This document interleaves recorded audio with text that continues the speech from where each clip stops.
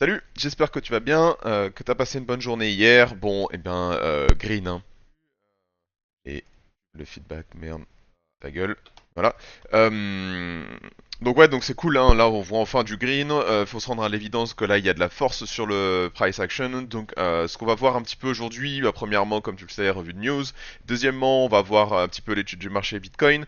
D'abord, on va revoir un petit peu ce qui se passe sur les assets un petit peu plus traditionnels et ensuite on ira faire une analyse du Bitcoin pour essayer de comprendre si cette pump est ici pour durer, si comment dire, s'il y a vraiment de la force dans le price action ou si c'est du short squeeze, etc. Enfin voilà, on va essayer de voir un petit peu tout ça ensemble et sans plus attendre, eh bien, on va commencer. C'est parti. Alors, premièrement, on va repartir un petit peu au Moyen-Orient, voir un petit peu ce qui s'y passe, parce qu'il y a encore du développement autour de Israël et le Liban, où ben, Israël a commencé à bombarder le Liban. Donc c'était un petit peu attendu, hein, donc c'est, enfin attendu. Pas forcément, mais je veux dire, c'est pas surprenant dans le sens où Israël a attaqué massivement les communications de Hezbollah dans les jours précédents. C'est quand même logique qu'une frappe un petit peu plus puissante s'en suive, hein. Donc voilà, c'est tout ce que je voulais pointer. Donc le truc qui est intéressant ici, c'est que eh bien les puissances occidentales s'en mêlent en demandant à Israël de faire en sorte que le conflit se finisse rapidement et de faire en sorte de montrer de la retenue dans leur frappe. Donc voilà, le développement au Moyen-Orient. On va aller au Japon maintenant. Au Japon, la Banque centrale du Japon, la BOJ, Bank of Japan, nous explique que eh bien, les taux d'intérêt au Japon vont rester à 0,25% pour l'instant. Voilà. Donc on va voir un petit peu les effets que ça a eu sur leur marché un petit peu plus tard. Euh, Ensuite, en Russie, eh bien, enfin et en Ukraine plutôt, en Ukraine, on a, enfin, des armes indiennes ont été trouvées en Ukraine, sur le front ukrainien. Donc voilà, ça, enfin, l'Inde réfute que c'est de leur fait et apparemment ce serait les forces européennes qui auraient donné des armes indiennes à l'Ukraine. Donc voilà, donc c'est un petit peu à développer, à surveiller si comment dire, si l'Inde est mince, ce que je veux dire. Si l'Inde commence à avoir de l'importance dans ce conflit, voilà, ce sont des petites choses à surveiller. Ensuite, pour passer du côté des crypto-monnaies, eh bien l'Allemagne qui enfin qui a une banque qui va ouvrir le trading de Bitcoin et d'Ethereum à ses clients. Voilà, donc en Europe, on commence à avoir de plus en plus de banques qui offrent ce genre de service à leurs clients. Et de voir ça en Allemagne, c'est relativement intéressant parce qu'en Allemagne, ils ont quand même une politique qui ont l'air d'être assez crypto, ce qui se vérifie de par le fait que 47 échanges de crypto viennent d'être bloqués en Allemagne. Apparemment pour activité illégale, plus précisément de blanchiment d'argent, hein, comme par hasard, on connaît hein, le blanchiment d'argent via les cryptos, certainement pas via l'US dollar ou d'autres fiat currency. Non, non, non, c'est vraiment les cryptos qui permettent le blanchiment d'argent, euh, c'est bien connu. Donc du coup, voilà, l'Allemagne l'Allemagne, le gouvernement allemand qui a l'air de continuer sa politique anti-crypto, hein, comme tu le sais, qui a vendu beaucoup de crypto, qui avait déclenché un petit peu ce mouvement bearish qu'on a vu pendant plusieurs semaines. Eh bien, la vente de crypto de l'Allemagne n'y était pas pour rien. Et pendant ce temps-là, les banques allemandes commencent à ouvrir le trading de Bitcoin et d'Ethereum à leurs clients. Donc voilà, donc pendant que le secteur privé accepte de plus en plus le Bitcoin, le secteur public ne se rend pas vraiment encore à l'évidence que la crypto-monnaie est ici pour rester. Enfin bref. La corrélation entre le Bitcoin et le S&P 500, généralement, c'est une corrélation qu'on aperçoit pendant le bull run et enfin, elle est assez intéressante dans le sens où la baisse des taux d'intérêt était un feu vert en quelque sorte pour les assets à risque, pour que les investisseurs recommencent à aller dans les assets à risque. Les assets à risque, ce sont les stocks, les index, les ETF et les crypto-monnaies. Il y en a d'autres, hein, mais ce sont les principaux. Et du coup, voir que, eh bien, il y a un feu vert pour les investisseurs de recommencer à investir dans ces dans ces assets-là, eh bien, c'est tout naturel qu'une corrélation commence à apparaître, hein. Parce que pour l'instant, ce qu'on voyait depuis plusieurs semaines, voire mois, c'était un S&P 500 qui montait pendant qu'on voyait un Bitcoin qui descendait, donc corrélation inverse. Et là, on voit les deux monter, donc le S&P 500 qui continue de monter, et on voit le Bitcoin qui se met aussi à monter de manière assez fulgurante, donc voilà, corrélation. Et ça, c'est généralement augure de bull run, hein. C'est cette corrélation, on l'observe pendant les mouvements haussiers du Bitcoin, pendant les bulles du Bitcoin. Voilà, autre point que je voulais montrer sur le plan crypto, FTX qui va bientôt rembourser ses utilisateurs, donc ça veut dire 16 milliards de dollars qui va être remboursé à des utilisateurs de FTX. Petite question pour vous, une fois que les utilisateurs de FTX auront récupéré leurs 16 milliards, où va aller l'argent? Hein, pourquoi pas dans la crypto, hein. Donc voilà, ça pourrait faire 16 milliards d'argent frais qui arrivent dans la crypto, donc ça pourrait un petit peu encore fuel the pump, hein. Donc c'est intéressant à faire à suivre. Sur les événements qui se passent un petit peu aujourd'hui dans le monde crypto, il y a le Solana Breakpoint. Donc le Solana Breakpoint, c'est un événement annuel majeur autour de Solana qui avait un petit peu l'année dernière démarré la grosse pump, le gros marché crypto, enfin le gros rallye qu'on a observé sur Solana, hein, qui nous a emmené de moins de 20 dollars à presque même au-dessus de 200 dollars. Voilà, c'était autour du Solana Breakpoint, donc c'est un événement assez majeur. Je pense qu'il faut s'attendre à des annonces assez importantes autour de l'écosystème de Solana et du coup voir des réactions sur son prix. Donc attendez-vous à de la volatilité si vous tradez Solana ou les mêmes coins sur la Solana Chain. Voilà, je voulais aussi montrer un petit peu que le désintérêt autour du Bitcoin est toujours très très très bas, hein. On voit ici sur Google Trend que l'intérêt autour du Bitcoin est un all-time low. Non, pas all-time low, mais enfin je veux dire c'est un désintérêt qu'on n'a pas vu depuis 2020. Voilà, depuis octobre 2020. Et je voulais aussi avec vous regarder un petit peu si on tape crypto, voir ce qu'il se passe. Bon, on observe un pattern absolument similaire, voilà, donc on a par contre, un petit peu plus d'intérêt quand même, là on est sur des niveaux qu'on n'a pas vu depuis 2023, mais enfin voilà, quoi qu'il en soit, le désintérêt autour de la crypto est absolument total. Pour regarder un petit peu ce qui se passe sur les assets, donc là on a vu un VIX qui dégringole, donc c'est très bien, ça veut dire que les investisseurs savent de plus en plus comment se positionner, le prix sur les options du S&P 500 baisse et la volatilité attendue dans le futur baisse significativement.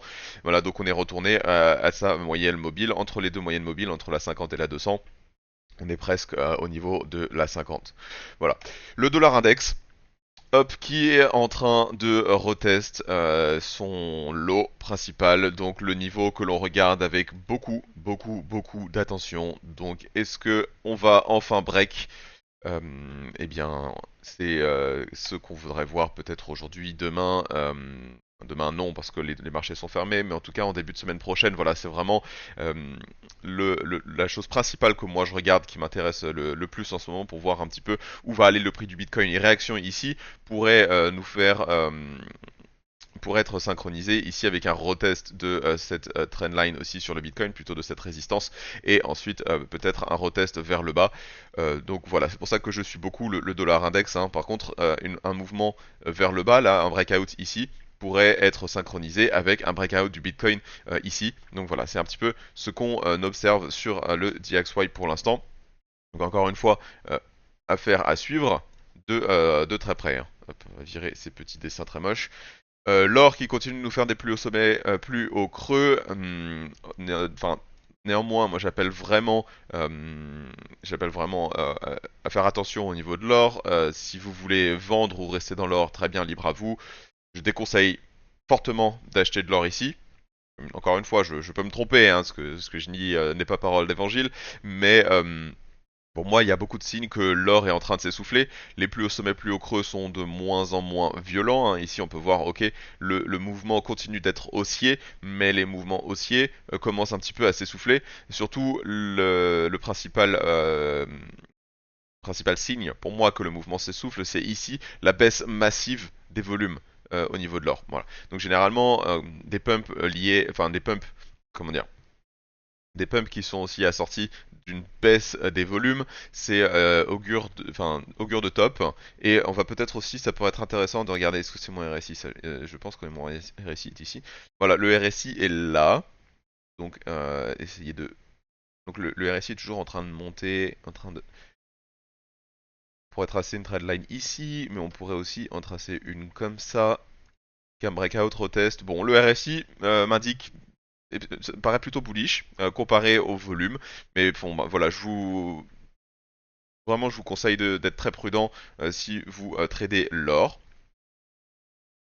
Tout ça on avait déjà vu hier, ça sert à rien de repasser dessus. Le S&P 500, alors là on va attaquer des trucs assez intéressants sur tous les assets américains et même les indices du monde entier, parce qu'on a des breakouts majeurs. Donc on peut le voir ici sur cette petite toupie là, que le S&P 500 a enfin cassé cette résistance.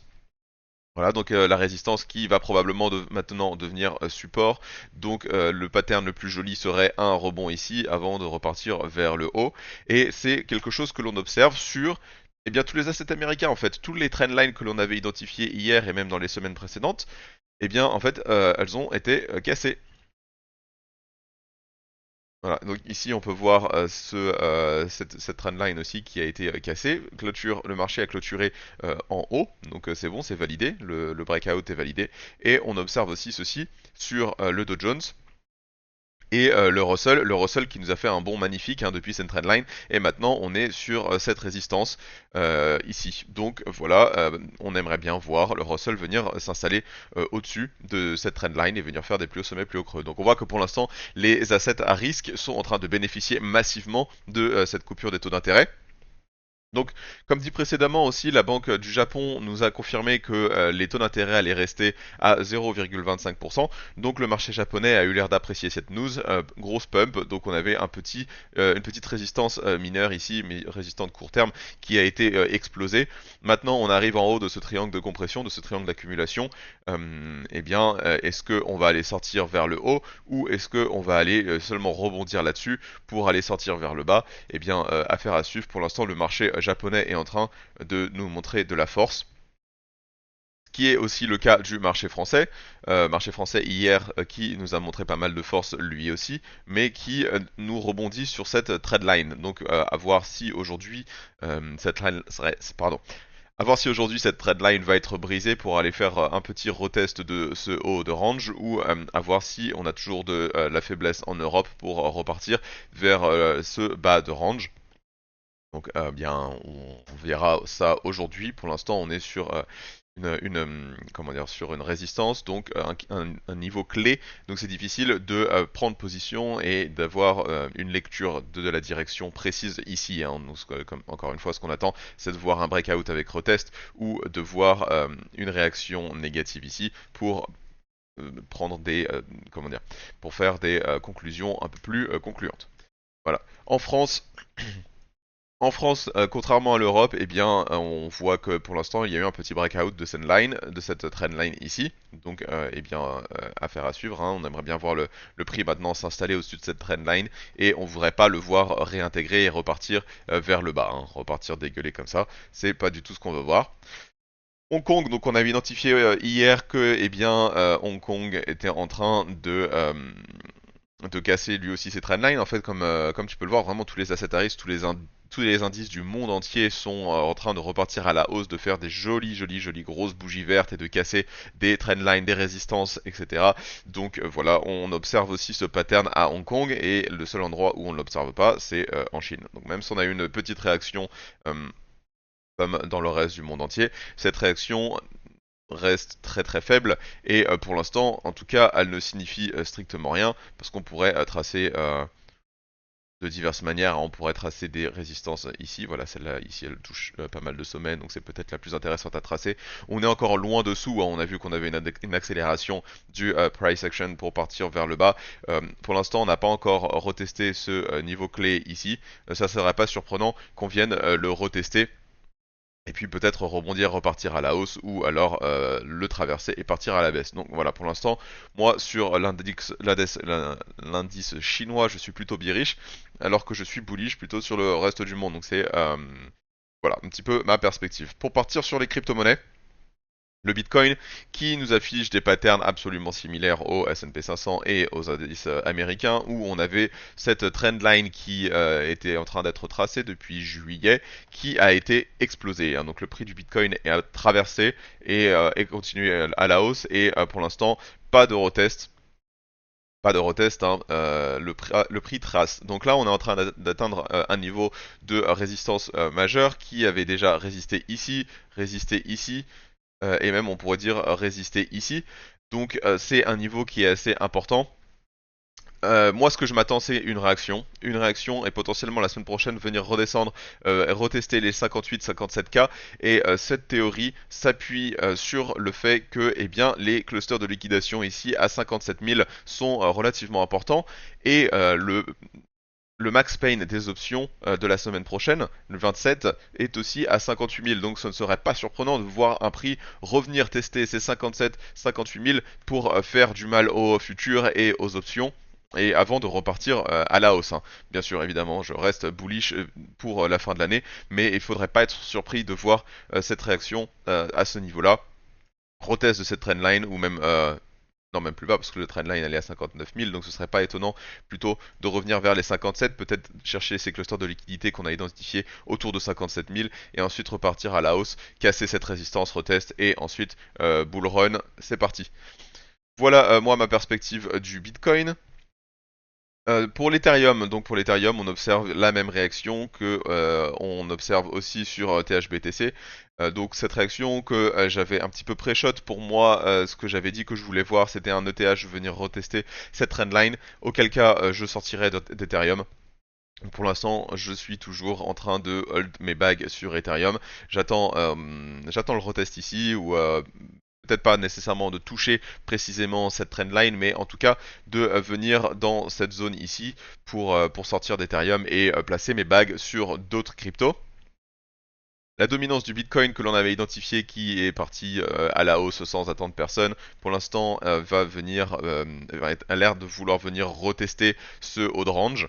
Donc c'est tout à fait ça, hein, pas de problème avec ça. C'est ce qu'on observe. Du coup, la dominance d'Ethereum qui a l'air d'en profiter un petit peu, mais pour l'instant qui est juste en train de faire comment dire, une réaction tout à fait saine à ce mouvement baissier très violent. Voilà, donc pourquoi pas venir voir un retest de cette trendline avant de repartir vers le bas. Ou pourquoi pas repartir vers le haut, hein, comme on l'a dit, Ethereum pourrait très bien venir reperformer, mais j'en doute. Ça fait pas partie des choses que je considère. Voilà un petit peu les dominances, donc Solana qui nous montre un pattern